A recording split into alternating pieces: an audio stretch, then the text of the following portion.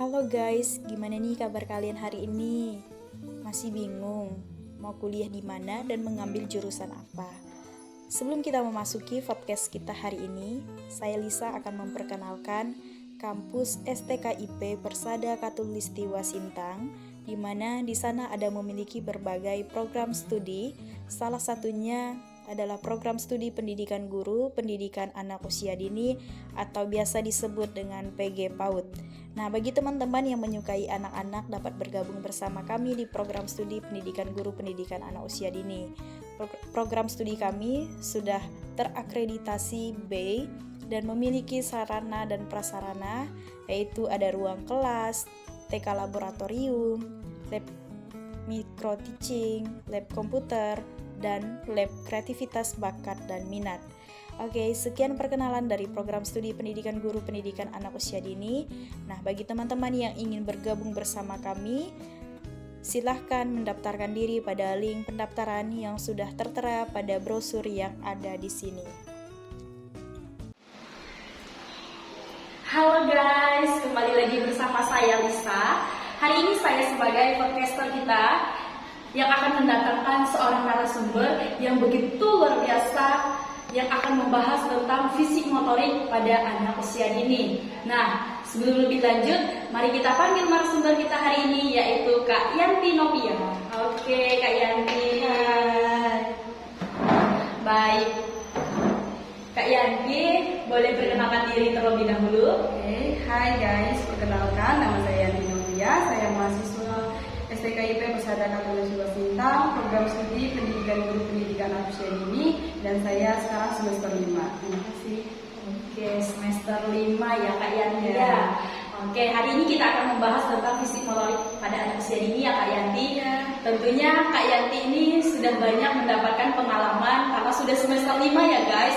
Tentunya sudah belajar dari semester 1 bahkan sampai semester 5. Nah, hari ini kita akan berbincang santai saja ya Kak Yanti tentang fisik motorik yang terdapat pada anak usia dini. Nah, menurut Kak Yanti ini apa sih fisik motorik itu?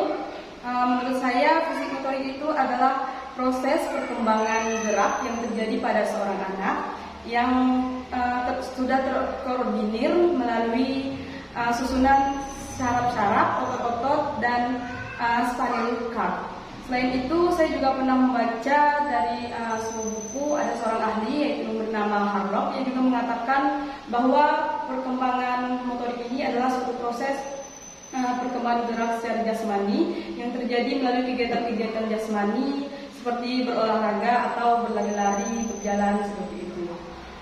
Oke. Berarti fisik motorik ini berkaitan dengan anggota tubuh ya? Ya. Oke. Apa sih contoh dari fisik motorik itu yang dapat kita lihat gitu? Oke, contoh dari fisik motorik itu sebelumnya fisik motorik itu ada dua, itu ada motorik kasar dan motorik halus. Nah, motorik kasar ini adalah perkembangan yang berkaitan dengan otot-otot besar atau seluruh anggota tubuh. Sedangkan untuk motorik halus ini dia berkaitan dengan otot-otot kecil atau yang berkaitan dengan perkembangan bagian jari-jari tangan seperti itu.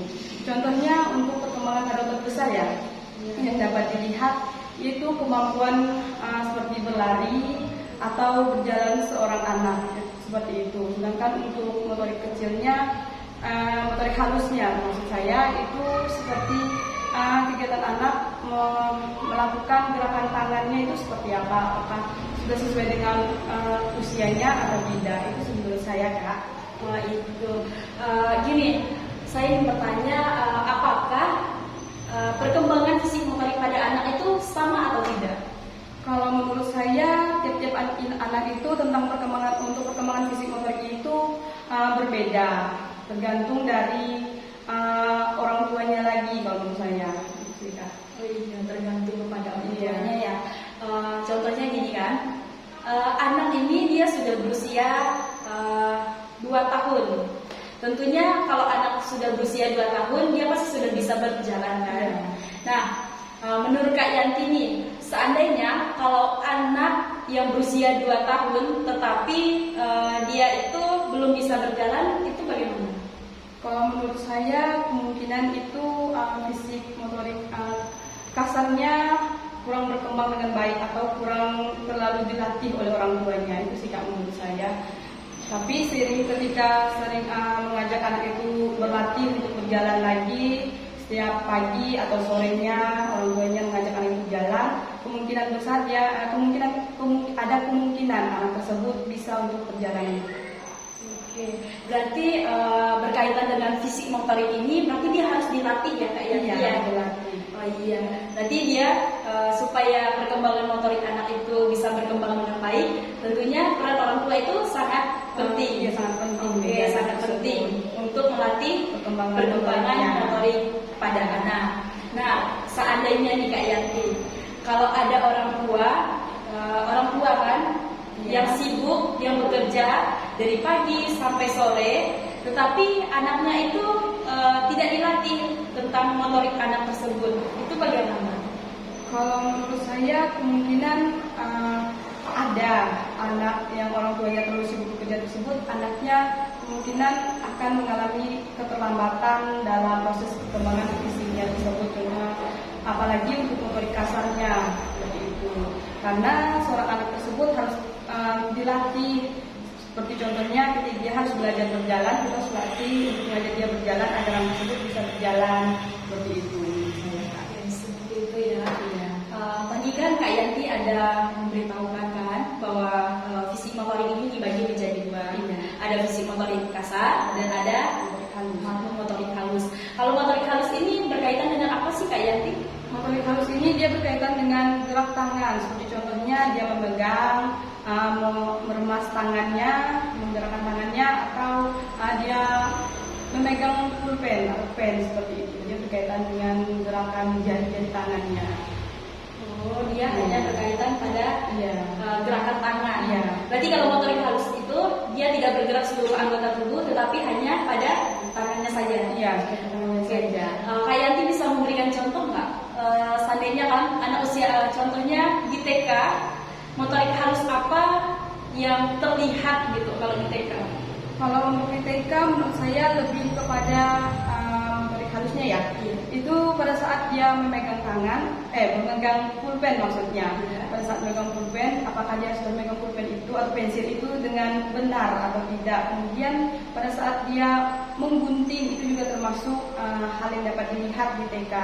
Seperti pada saat dia mewarnai, itu merupakan hal yang bisa kita lihat pada saat kita mengajar di TK. Itu menurut saya kan, untuk perkembangan motorik halusnya. Seandainya kalau mewarnai itu termasuk tidak? Iya, termasuk. Itu termasuk motorik halus kalau untuk mewarnai. Pada motorik halus ya. Oke. Baik, gimana guys? Sudah tahu belum tentang perkembangan fisik motorik pada anak? Perkembangan fisik motorik pada anak itu ada dibagi dua. Yang pertama ada motorik kasar dan motorik halus. Baik, sekian dari materi kita hari ini. Terima kasih kepada Kak Yanti yang sudah hadir dalam podcast kita hari ini.